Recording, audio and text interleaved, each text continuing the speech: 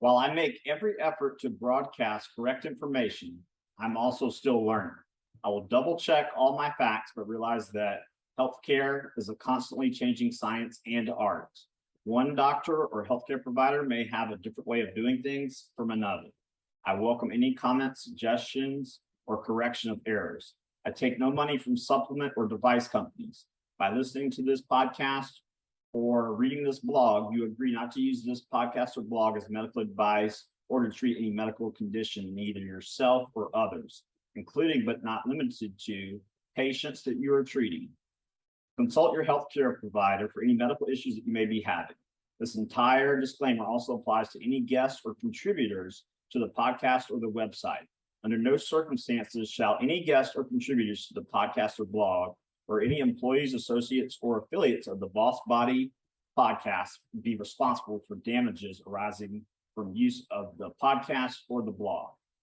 This blog or podcast should not be used in any legal capacity whatsoever, including but not limited to establishing the standard of care in a legal sense or as a basis for expert witness testimony.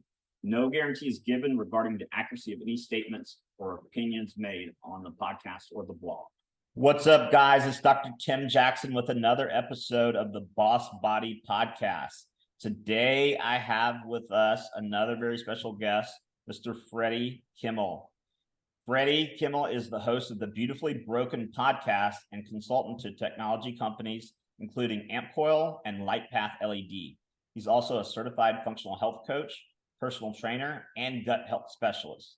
He has been featured in the Wall Street Journal, the New York Times, LA Talk Radio, and Dance Magazine.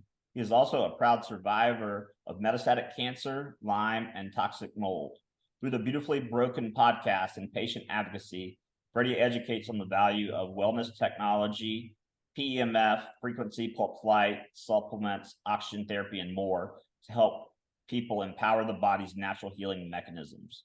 Before becoming a champion for vitality and wellness, Freddie performed across the country in Broadway touring productions of Phantom of the Opera, Billy Elliot, and the Broadway-bound Cagney the Musical. Music heals, and it continues to be a driving force in the way he helps others. Welcome to the Boss Body Podcast, Freddie. All right, let's get this started. Yeah, so, you and I have been in contact for, I think, about 5 years through various people and means and mechanisms. And, I thought I recognized the name, but, I've interacted with so many people as you do. And I saw, your podcast on Instagram, it kept showing up. And then I'm like, wow, this guy, he's gotten popular really fast. What would you say? I mean, I've listened to some of the episodes, not all of them. What would you say you would attribute your meteoric rise in popularity to? Well, it's the 15-year overnight success story. So I've been at it for a long time. And I'd say, jumping in and just starting to, I never liked the idea of making content, but more or less documenting my story. And because I talk about a lot of the heavier medical things that I went through from an N=1 experience, I think people resonate with that story. So just sharing what I've been through, different surgeries, different treatments for metastatic cancer, Lyme and mold. There's a lot of people struggling with those similar ailments. And I've managed to be hyper functional, if not one of the more functional people I know from an energetic standpoint. And that's not always the case when you go through those chronic illnesses. Right. So I think there's a need to see people through the other side.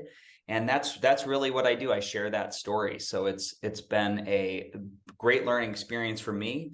And the podcast, I always say it's like the most valuable learning tool. I could never buy education. Right. Doing 150 episodes with people, it's incredible just to sit down with somebody for an hour, pick their brain, the highest, most advanced scientists in the field, leading experts in tech, functional medicine. It's absolutely incredible. And so if you don't mind walking back a little bit, which health issue came up for you first? Was it Lyme, mold, or cancer? It was, undiagnosed, I'll say Lyme, but a mystery chronic illness that was maybe mimicked like a rheumatoid arthritis or a full body joint pain in every joint, specifically my hands and knees. Very, very severe, like an 8 out of 10, and kind of live with that for a little bit. And that 3-year period of being a hyper inflammatory state, the next thing along the road was metastatic cancer, which was very, it was testicular cancer, which I caught late, which ended up being 9 tumors in my abdomen, a tumor wrapped around my left kidney, a tumor wrapped around the superior vena cava running to my heart. All the lymph nodes in my peritoneum cavity were, 2-3 centimeters large. So it was a very advanced state, and I had to do some, I say emergency medicine, but it was like, we have to start tomorrow on your treatment. Right. And so how many surgeries did you have in total? In total, I think it's been about 6. I started, and this is the interesting thing. I say my superpower is staying in the valley of death for a long time and having discernment. So it was 2006. I started surgeries in the fall. My last surgery was 2015. So it was a long time in that, the Western medical system of, if there was an event like, the cancer or the tumors, or after the initial cancer treatment, which was only a year, ended up leading into abdominal adhesions and really bad scar tissue, where I would be rushed to the emergency room. They would have to open me up to stop a complete small bowel obstruction and remove that foot of intestine, or go in and with a laser and lyse out that adhesion tissue. And that just kept happening. So that was really what put me on that wheel of chronic health. Right.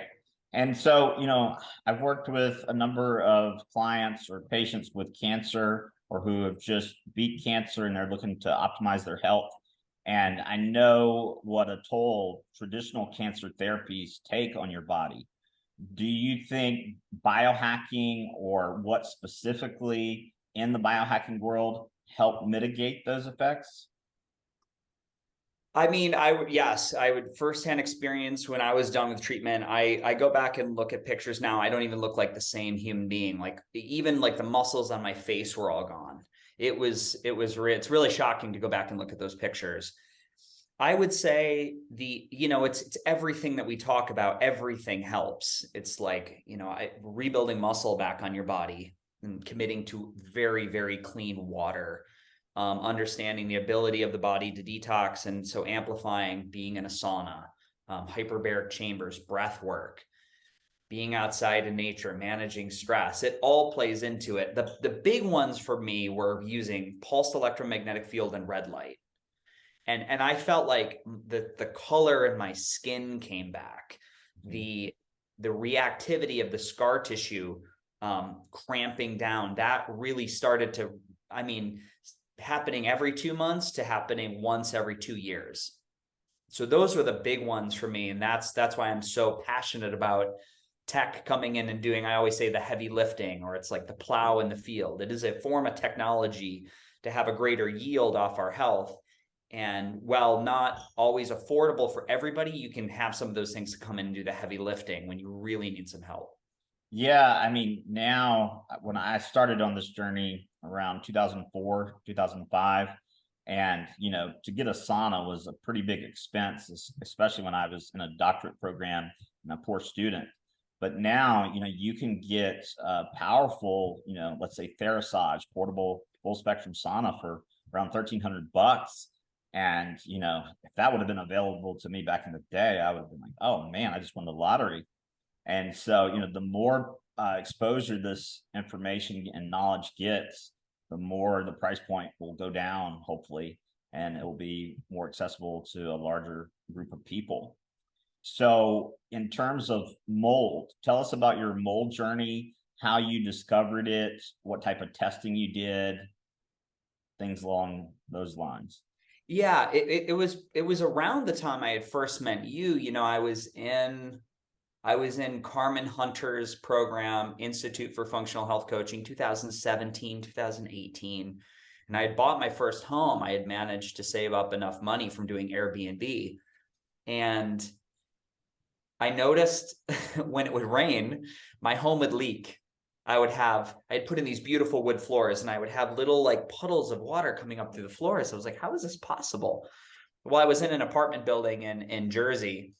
And of course, listen, building practices in modern homes across all states of the United States are terrible. But in Jersey, people really had cut corners. And what I had come to find out is this building it was actually like an office building, which had been built, the structure. They had left it for like 5 years. Somebody else had came in and bought it. They're like, let's make apartments here. So it really wasn't designed to do any of what was being done in it. And every time it would rain, I'd have water coming in. You can imagine when we finally cut open a wall, it was like, I have pictures of this. It was like a birthday cake of mold. I mean, like the insulate, like this thick, just like cakes. And actually there was a plume of dust that came out, and I was in the home when we opened up a wall, no mask, no nothing. And for weeks and weeks and weeks, I would forget my name. I was doing theater at the time. I would forget my lines on stage for like these microseconds, microbursts of total Alzheimer's like symptoms. Really, really severe. My skin was all erupted in outbreaks, just the mold trying to get out of my system. Horrible joint pain went from I had managed it through a lot of the stuff, and it went all the way back up to a 10 or a 12. All my Achilles tendons everywhere, small joints in my hands, really. I could barely close my hands like this. I mean, I would have been in trouble. I always think if I ever would have been attacked on the street, it would have been a bad story. I never could have defended myself.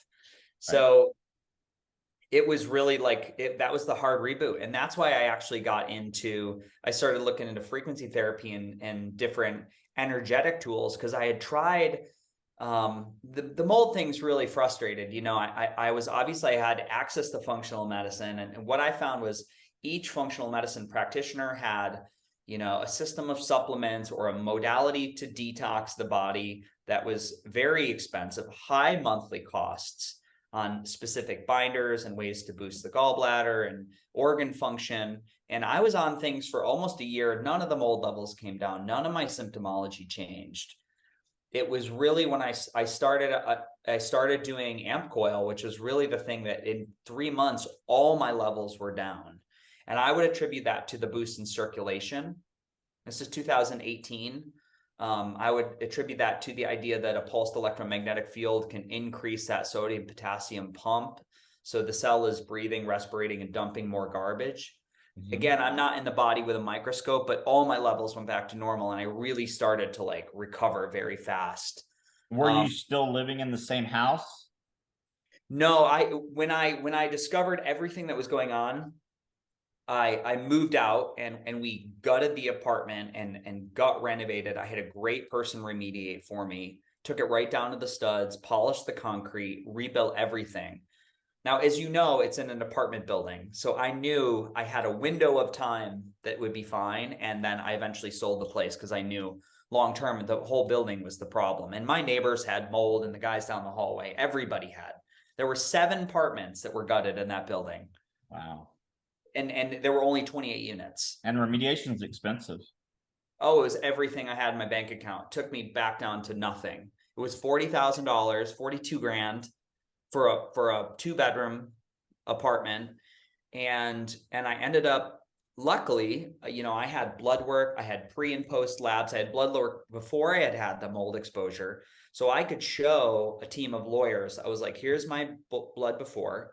Here it is after 6 months. And I had the spores in the wall that had been sampled by a great mold air quality tester. And we could show those now are in my system. So I came to a lawyer with a stack of paperwork like this, and they were like, we can't win a mold case. And I actually won.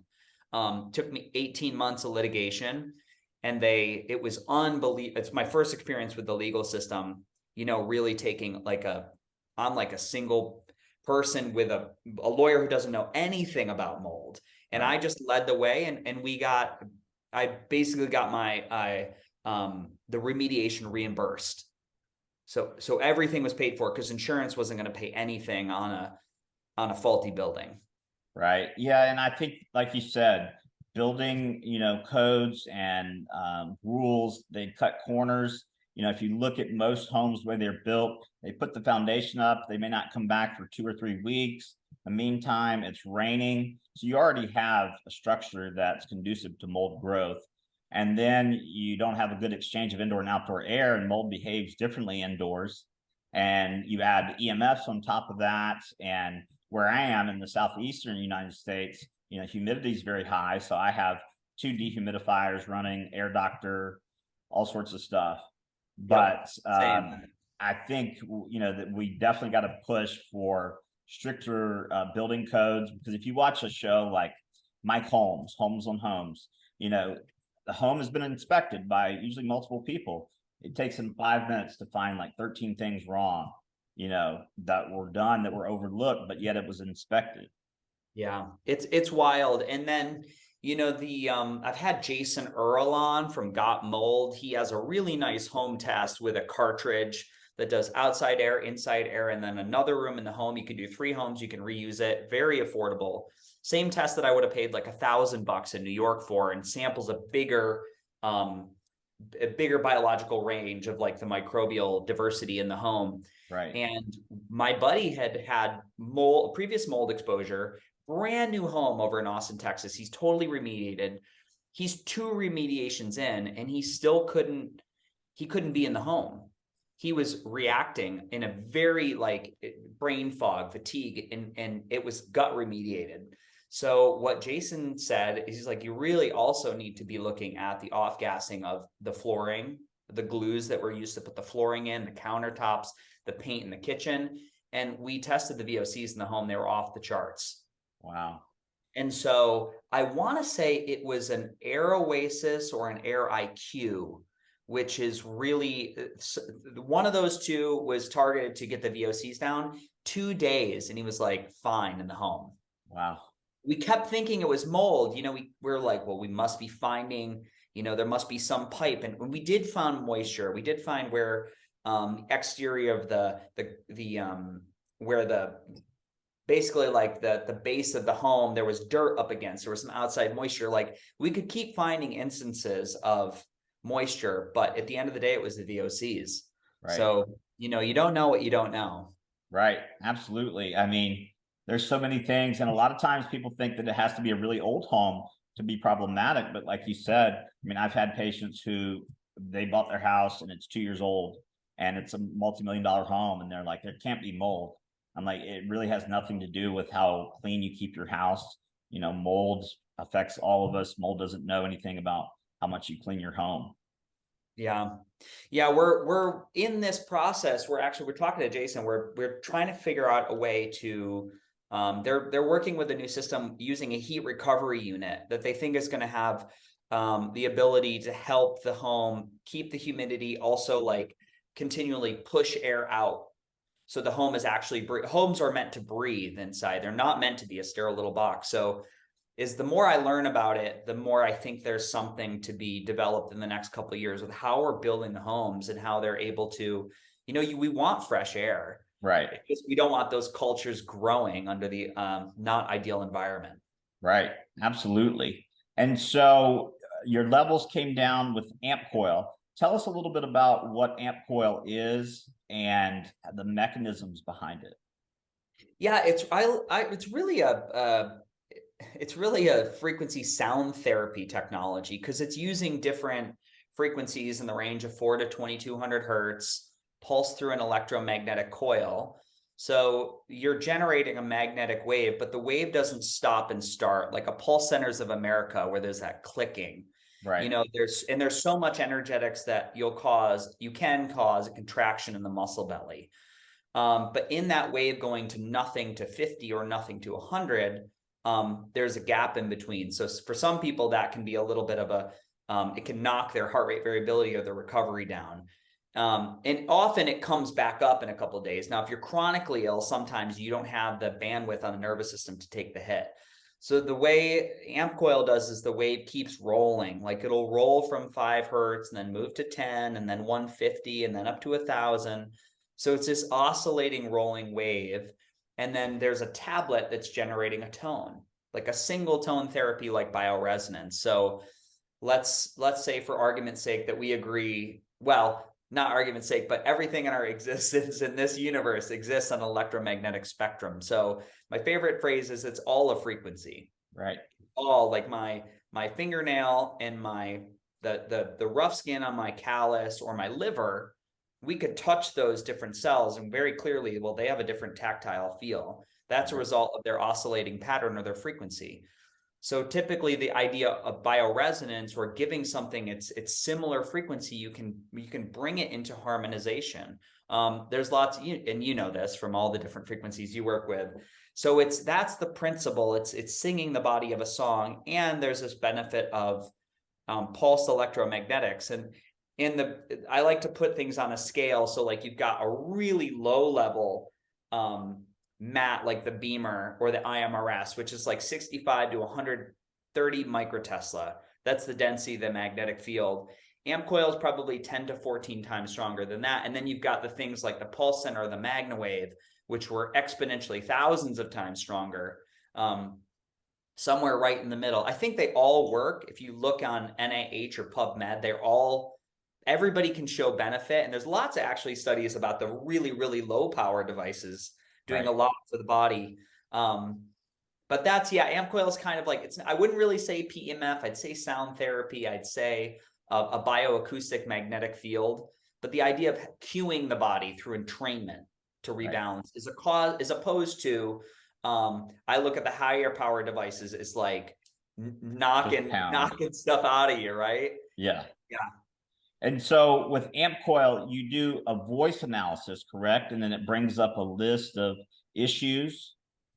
I mean, that's part of it. You don't have to do that. It's like a feature on the device where you can record the voice. So, and what the voice print would do is it would say in a 55-second recording, well, we got 60 hertz came up a lot. I'll just give you an example, or like, 524 hertz. So we're going to associate that with a known frequency we have in the tablet and put something at a priority for that day. So if you have this oscillating body of frequencies every day, minute to minute, always changing, always flowing like a river. So I think that something like the voice print is good for getting guidance. And then I'd say the diagnostic capabilities, like telling you what's wrong, that's coming. And in different technologies, there's some really cool stuff happening in the field right now, as far as like using the voice to look at a longer picture of improvement. And there's there's like 4 or 5 companies working with unique voice print technologies that I've been talking to, and it's fascinating what's coming. I had heard from a few people who own amp coil units that the newer version is not as powerful as the previous version. Is that true? It's not power. It's what I'd say is, because it's sound, it's like the thing that's missed in context is when people say power is high or low on an amp coil system, they're trying to compare it to a PEMF device. And really, amp coil has always worked on a sound curve. So if you look at a machine like the Doug coil, the Doug coil, as frequencies are low, the magnetics is really strong. If you go up in frequency, it backs off. It'd be like, how loud do you need to listen to 2000 hertz? Right. It doesn't feel good. I mean, it would, it'd ring in your ears. Right. So they've always worked on this sound curve in varying levels of, they're always adjusting that curve. It's like, how loud do we want to listen to 5 hertz? How loud do we want to listen to 100? So yeah, the robustness of the magnetic field, I think over time, what they've learned is less virulent detox responses and more harmonization by I would say harmonizing that sound curve. Right. So it's not like a power thing. It's more like, how are you balancing the orchestra? Gotcha. Because it's not really, if you look at it as just pure magnetics and you just wanted one level of power, like a turn up, turn down machine, then I would tell somebody to look at like a MagnaWave or a pulse center. Okay. Just different. It's hard to compare it. And tell us a little bit about the LED company you consult with. Yeah, Light Path LED, they're awesome. They're awesome. They do a lot of it's based on pulsing. Scott Kennedy was a person I knew from way back when, and I had seen him one time like limping through. You ever see one of those leg rollers where people are kicking one leg and he had Yeah. neuropathy. He was a veteran, not horrible neuropathy on his feet. And then I saw him one day and he was just like running. And I was like, "What'd you do?" He's like, "Oh, I'm into red light therapy." He was a dental laser guy who he just started playing around with lasers and lights and developed his own panel system. As you know, the panel systems are there's tons on the market. There's tons on the market now that very, very similar. Scott's very ambitious. So what he did was kept going to the industry leaders like Alex Fergus. He's like, "I want to make the best thing. What do I do?" So he'll do things like their new panel called the Diesel. It's just about to launch. It's unreal. So as you know, like a Juve, you turn it on and half the bulbs look like they're on, half the bulbs look like they're off. Right. On their new panel, all of them have the near and far spectrums in every bulb. So there's tons of light coming into the body. And then the other big thing they do is they offer 0 to 10,000 customizable pulsed frequencies in every panel. So every panel is going to have a touch button to go 10 hertz, 40, 173, all the way. They're going to have those no-G-air frequencies, which are commonly associated with beneficial frequency ranges. Lots of good evidentiary proof in veterinary medicine. And then you can also program anywhere from 0 to 10,000. So if Andrew Huberman comes out next week and says, "Well, 516 is amazing for renal function," you have that on your panel. You never have to upgrade. So, and what are the non-native EMF levels like? It's 0 at 6 inches, 6.5 inches. Awesome. Yeah. Yeah. And what I tell people is like, panels, like you have a fan, that fan in there that's running the ambient warm air away from the light is generating a magnetic field. Right. So, but I think Scott says treat it 12 inches away from the panel. You're getting plenty of light. The other cool thing is that the beam angle, if you've ever looked at a beam angle, this is a way people typically save money on a red light panel to have these beams that broadcast out into the room. And you can get a really lean, like 30-degree beam angle, which is one of the better ones you can use now. That's what they use in their panel. So you get a lot of light into the body. It tests really well when I run it against like an ECG or a heart rate variability meter. Yeah, that's the one I've been using. I've used other panels. They have some wrap systems, which are great. That also, like the unit you showed me when we started talking, pulses at 10 hertz and 40. And I love the red light. I like the pad system because it has no EMF. I put those right in my belly. Great scar tissue. Yeah, really, really good tech. Yeah, I mean, if you think about it, the best therapies out there have to do with altering temperature, light, or adding photons to the body. Your environment, sunlight, air quality, those are really the best biohacks we have. I think a lot of people say, "Well, I don't have 10 grand to spend on this or that," but you can get morning sunlight. You can get a red light therapy device. You can get a water filter right there. You just made huge improvements. A vibration plate, get the lymphatic system moving. Huge. That's what I was doing this morning. I woke up this morning, I got on the vibration plate, turned on the panels, just did and it's great. I mean, you can feel, I don't know if you've ever experienced with the clients. Sometimes if you have like a little extra histamine, that panel will so you'll start to itch around your kidneys and your lower legs. You can actually feel like that histamine action kind of degrading in your body. It's really cool. Yeah, absolutely. So let's go through your morning routine, or typical morning routine. You typically stack therapies where you're killing two birds with one proverbial stone?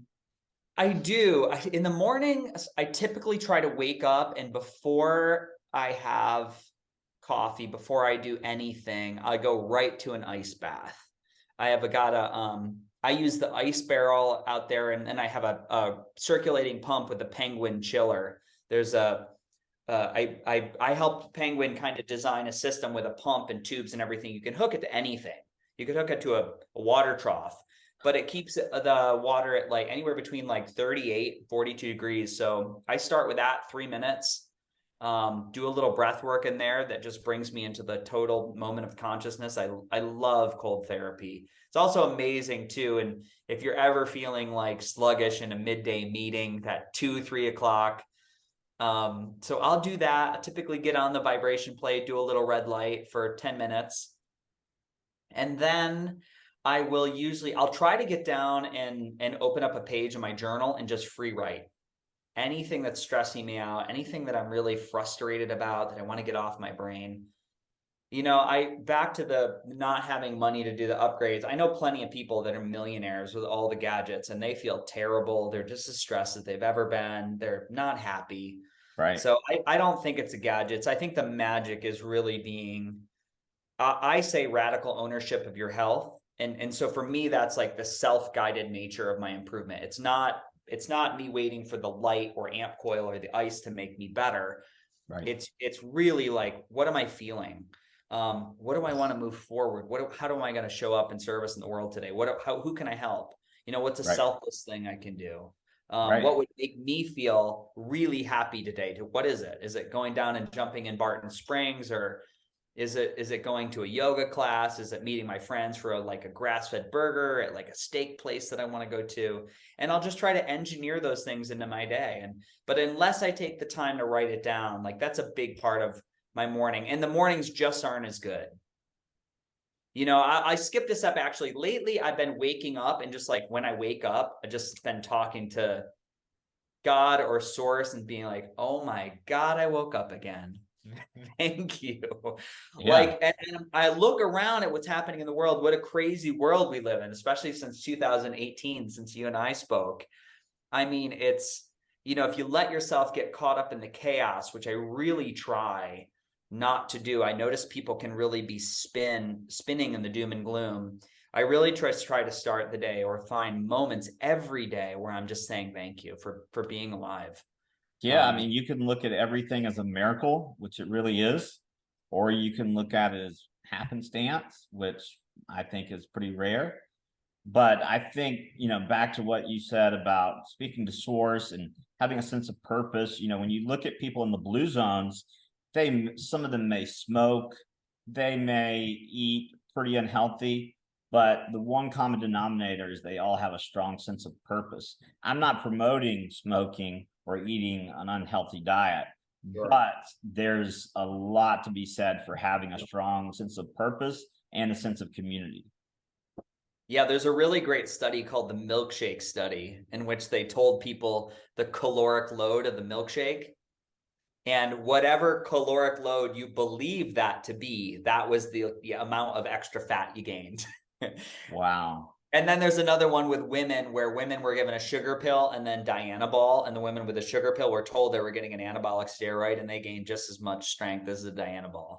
So I always remind people that belief system is probably going to transcend genetics, or don't get caught up in, oh, I have this genetic SNP, or I have Lyme, or I have chronic viral infections, which maybe.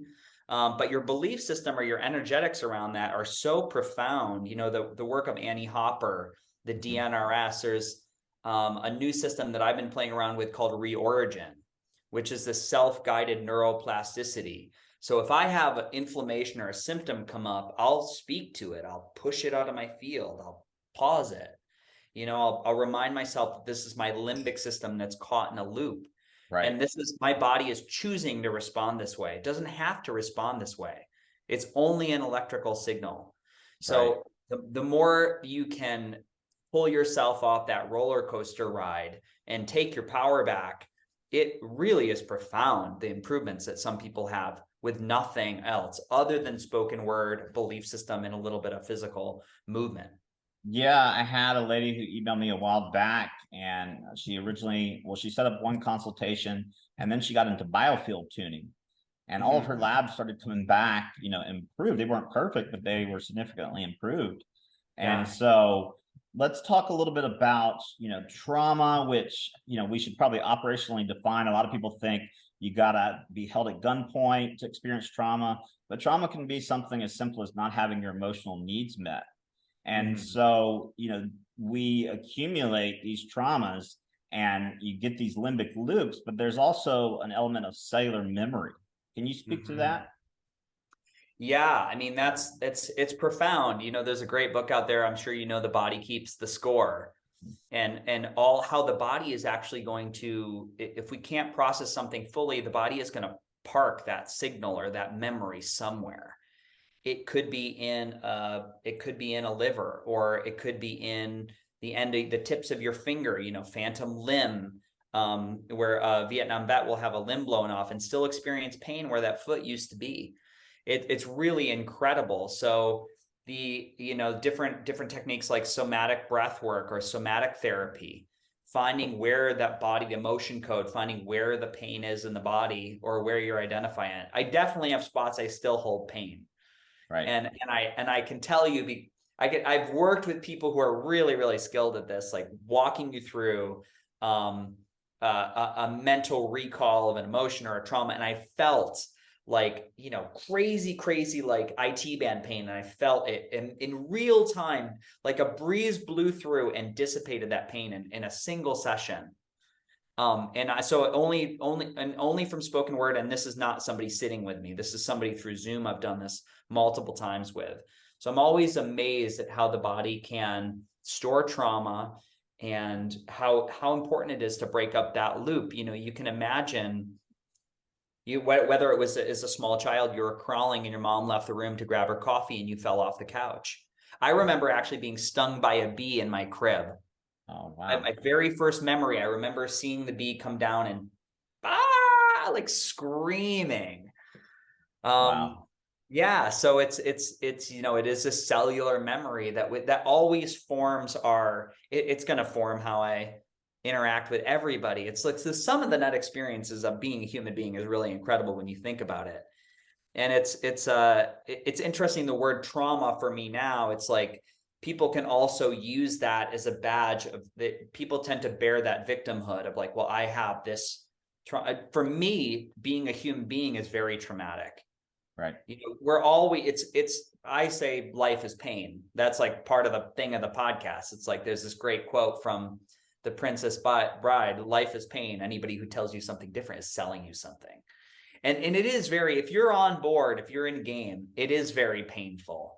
So I think it's using things that we're talking about to buffer that gap between that stimulus and that response. So you cannot react, but you can respond in some sort of real time.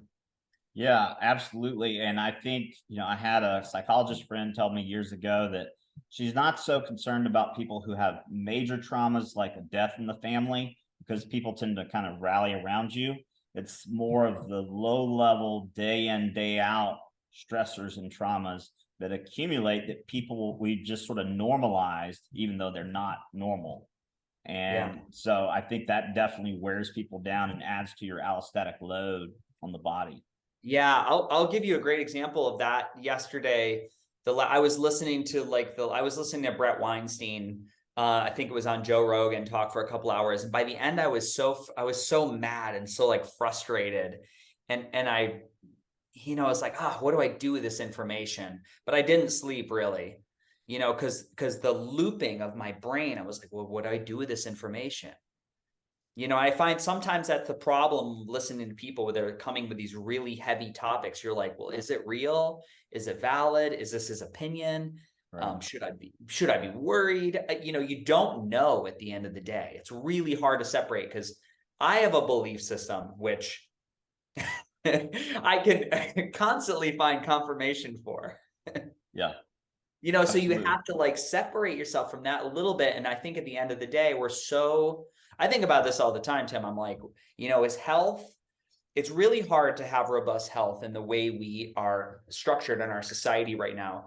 So much of it is engaged through like, there's a big gap between that person speaking, I'm listening to it, that can't respond in real time. It's very different from sitting around a campfire and having a conversation about a really heavy topic. Right. Absolutely. I'm left with all this like intense emotion. I don't even have anybody to talk with it about. Right. I'm just going to try to go to sleep with this. What? It's right. hard. Yeah. I mean, we have access to more information than ever, but we're still searching for knowledge. And Paul Chek says the difference between information and knowledge is information becomes knowledge when you use it to help someone improve their life. Yeah. And I think there's a lot to that. I know you've said be careful or beware of health experts. Can you expand upon that? Yeah, I just think it's like the expert category. It's like, I'm always worried as a person who I advocate for health. I have and this is probably like I'm always worried like somebody's going to come at me because I'm not a doctor, I'm not a nurse. I'm a person who has like read books for 15 years. I've had a health experience and that's it. Health coaching aside, whatever, you can look at certifications, but I see people coming at other people because they don't feel they're qualified to add insight or value on a topic. I'll give you a really good example. Yesterday, there was another podcaster who was talking about he made a post, which I thought was questionable. And I'm like, ooh, he's going to get hit for this. He had made a post about bras causing cancer for women. He's a man speaking about breasts, so that's not going to go over well in today's age. And then B, I was like, well, it's a stretch. Do they change lymphatic flow?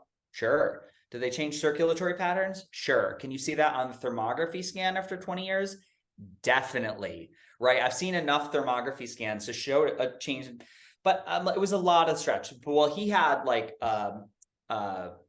he had an oncologist like come at him and call for him to be taken off Instagram. And then there were like 5,000 women on this post, like, and so you see that and you like watching someone's potential livelihood be taken away because somebody's angry. Right. So I think what I said, beware of experts. It's like people get so attached to them being an authority on a topic and thinking nobody else can see about it. Their existence, their reality, their self-worth is brought into question when they see somebody else having a different opinion, Right. this tribalism. So they're going to take them down. And I just that behavior, like I see it being the demise of the human race. But again, I'm not sure. That just might come with the size of our global society right now. I'm not sure there's a fix for it, Right. other than people being empathetic and saying, well, they're doing the best they can. That person's they're trying to is it an imperfect message? Is it marketing? Maybe, but they're also trying to help people. They're trying to add their value. Sure. Is it imperfect information? Probably always going to be imperfect. Yeah. And I think, this cancel culture thing, if you're speaking on something and I don't agree with your belief, I, think it's a really bad idea to try and have you canceled. Number one, because we all grow by sharing ideas and we all have something to teach. And so, going after someone, I might, be vehemently opposed to what they're saying, but I'm not going to try and cancel them. Yeah. Yeah. It's tough. It's tough. Yeah, I just worry, not worry. I see it be so rampant. I hope that shifts a little bit. I hope people are a little more, or if if you don't agree, you also could just like, you could go away. You could just not comment. Right. But Yeah. it's interesting. It's interesting. And this is this person who came after the podcaster. She's a medical practitioner. Her posts are highly inflammatory. Her post, it's very interesting. I tried to look at her and I'm like, how do I view that that platform with empathy and understanding? Also saying, well, she probably lives in a lot of fear. There's probably something that said whatever it is, but I watched this medical licensed practitioner, 200,000 plus Instagram followers. Are you a doctor or are you trying to be Instagram famous? Right. You can be both, but there's a lot going on there. So I see where she's also, maybe it's a business. She's struggling to make a reputation for herself on this platform. And, her post, she was like, topical progesterone does not work. It provides no value. It's totally debunked. There was a lot that which I could have been like, well, actually, I know some people that it's nuanced, right? There's Right. probably some value for some people. Right. Absolutely. Yeah. And, that goes to, really speaks to any topic. There's going to be value for some people and no value for others. But, N equals one, I think, is very overlooked because, it was pounded and nailed into me in my doctorate program that, if the research didn't come out yesterday, then it's not good. But that's not what makes it good research. What makes it good research is that the study was designed well. It wasn't biased. It wasn't funded by big pharma, aka big pharma. And, granted, the person telling me this was eating Chick-fil-A French fries as she was talking about nutrition and stuff. So, Yeah. I just kind of let it wash right over me. But it's really amazing that, we have this plethora of knowledge now, and you can find studies to prove or disprove almost anything. Yeah. I like pet studies. I really like the animal stuff because there is no placebo. They're not hoping it works or it doesn't work. They definitely have different genetics, but generally if it's or even plants, Tim, even plants which have a circulatory system, and you watch, a certain hydrogen is a great example. The Brown's gas machine that I'm using, like, put that water on a plant. Right. Dramatically different results. And we are function very similarly to a plant. Yeah. And then again, you're right. Your N equals one. I just had so many times where the frustration level of me seeing practitioner after practitioner after practitioner, and you'd walk out of the office with a bag of supplements. Carmen jokes the bag of hope, where you're going out and all these supplements are going to fix me, but it's really it's no different than what sometimes Western medicine is offering. There's really there's a gap there. And so my passion has always been putting the onus back on the patient. Like, I am the consistency in all my failed medical experiments. Right. I am the consistency in all my failed relationships, right? It's like, I've got to understand what the variables I'm bringing to the supplement or the technology. Nothing lives in a vacuum. Right. We have to work with, I think we have to put different lenses on when we're evaluating these things in the biohacking world. And then, the other thing I'll say is that, it's the age of collaboration. Like, people really should be working. These tech companies should be working together.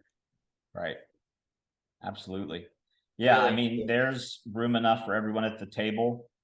I think, a rising tide raises all ships, as cliche as it might sound, but everyone has something to teach. No one can know everything. And I tell people I don't have patients anymore. I have co-learners, because often I'm learning from them, maybe something different or a different subject, but I'm learning from them just as much as they're learning from me. What's something that you would say today, but you wish you would have known 12 to 15 years ago? 12 to 15 years ago. I wish I knew the value of not drinking alcohol. I still will have maybe a Maker's Mark once every 6 months, or a glass of Dry Farm wine once in a while. But I just feel so good and mentally sharp, and the mental acuity is so great without alcohol. I just, I wish, and I was never a big drinker. Right. I guess I was in college, but really, it's been a long time since I have really been drinking at all. It's just and how it's inundated in our culture is it's time to go on vacation and have Coronas every day, all day. And I just went on vacation for a month, and I came back, I gained a pound of muscle mass. I lost body fat.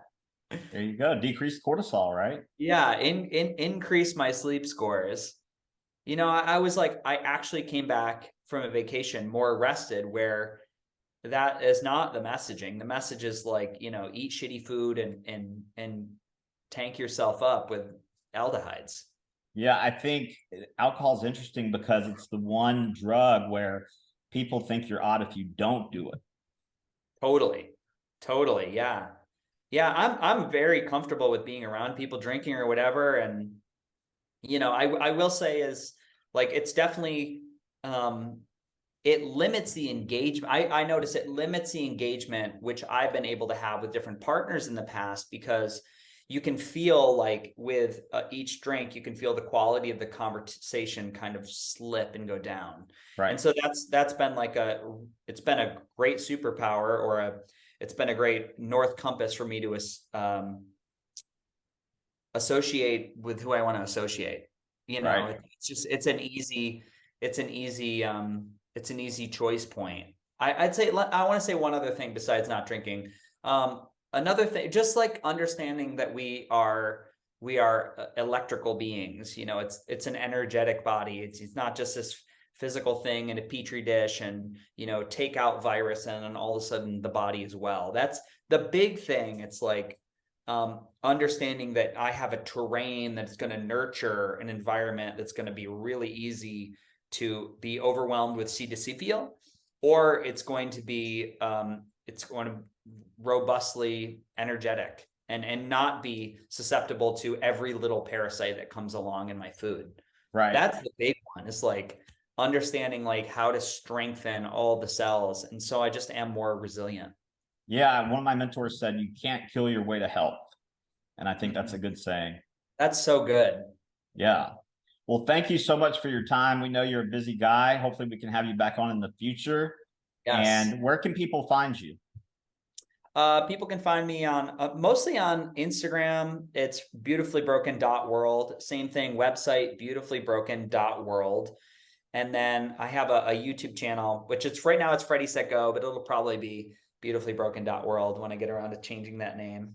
I speak all over the country. I go to events, and trying to think where I'm going. Next thing I'm at on the schedule right now is KetoCon in Austin, April 21, 22, 23, which is a great wellness event. Now they're bringing in biohacking and ice baths and vitamin IVs, and also that container of looking at aspects of the ketogenic diet to boost health. Right. So really fun 3-day event in Austin, Texas, which is a great spot. I'll be speaking on my joyful journey through cancer, and more things to come. So but I always put the events on the website where I'm going to go speak. Awesome. Well, thanks for the work that you're doing. Thanks for making the world a better place. And we hope to talk to you again. Yeah, my pleasure. All right. Take care, buddy. Take care.